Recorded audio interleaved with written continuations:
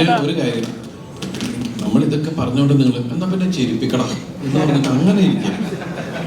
നിങ്ങൾ വളരെ പ്ലെയിൻ ഒരു മനസ്സുമായിട്ട് പോയിട്ട് നിങ്ങൾ എൻജോയ് ചെയ്യണം, ഈ സിനിമ എൻജോയ് ചെയ്യണം എന്ന് പറഞ്ഞ് പോയിരിക്കണം.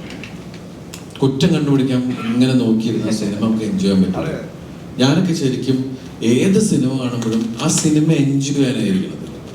പിന്നീടാണ് ആ സിനിമ രണ്ടാമതിട്ട് കണ്ടാണ് ഇതിൻ്റെ നല്ലത് ഏതാ ചീത്ത ഏതാന്ന് പിന്നെ റെഫർ ചെയ്തുകൊണ്ടിരിക്കുന്നത്.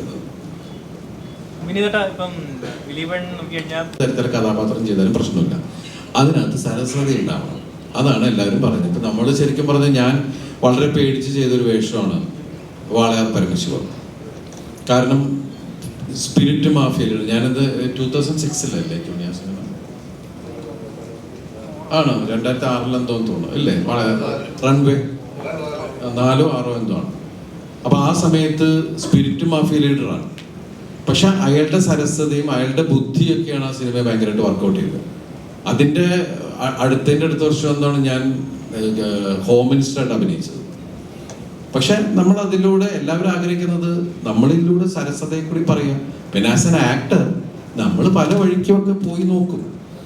കാരണം ഇല്ലെങ്കിൽ നമുക്ക് തന്നെ ബോറടിക്കുമല്ലേ, ഒരേപോലെ ഇങ്ങനെ പോകുമ്പോൾ ഉണ്ടാവുന്ന വിഷയങ്ങൾ. അതിൽ ചിലത് ആൾക്കാർക്ക് ഇഷ്ടമാവും, ചിലത് ഇഷ്ടാവില്ല. ആക്ടറാണ്, നമ്മൾ ഇങ്ങനെ ട്രാവൽ ചെയ്തോണ്ടിരിക്കും അല്ലേ. കാരണം കഴിഞ്ഞിടയിൽ താങ്കൾ അങ്ങനെ സീരിയസ് ആയിട്ട് ചെയ്ത റോളുകളൊക്കെ പലപ്പോഴും പ്രേക്ഷകർ പറഞ്ഞാൽ ദിലീപേട്ടനാണെങ്കിൽ എന്റർടൈൻമെന്റ് ആയിരിക്കും നല്ലത്. നമ്മൾ കരയുന്നത് കാണാൻ ഇഷ്ടമല്ല. നിങ്ങൾ നേരത്തെ ചോദിച്ചു എന്തിനാ സങ്കടപ്പെട്ടതെന്ന് ചോദിച്ചു. അത് ഞാൻ എപ്പോഴും ചിരിച്ചിരിക്കാൻ നിങ്ങൾ ആഗ്രഹിക്കുന്നു അല്ലേ.